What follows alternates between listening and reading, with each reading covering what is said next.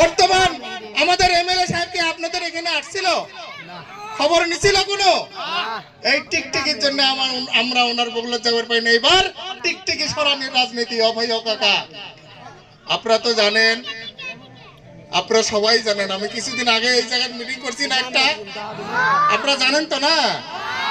গতবার আমি তো ক্যান্ডিডেট ছিলাম, সামান্য ভোটের ব্যবধান আমি হারছি। এবার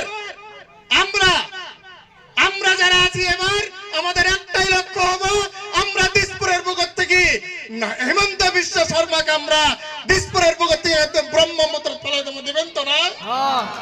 আর আমরা আজকে সাউডাঙ্গা থেকে ওয়াদা করব, আগামী নির্বাচনে যাতে নরেন্দ্র মোদী যাতে আমরা গদির থেকে নামাতে পারি, এই সংকল্প নিয়ে আমরা মেম্বার থেকে আরম্ভ করি এমডিসি পর্যন্ত আগামী দিনে আমরা যদি 1 লাখ ভোটের ব্যবধানে আমরা এখান থেকে কংগ্রেসের একজন যদি এমএলএ বানাইতে পারি, তাহলে হয়তো আমাদের ডাক্তার মতিয়ার মন্ডল সাহেব আগামী দিনে হয়তো আপনাদের মন্ত্রী রূপে দেখা দেব।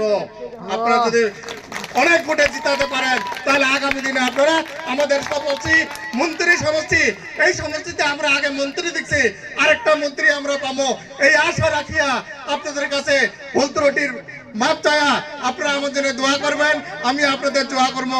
আসসালামু আলাইকুম রহমতুল্লাহি ওয়া বারাকাতুহু। ধন্যবাদ।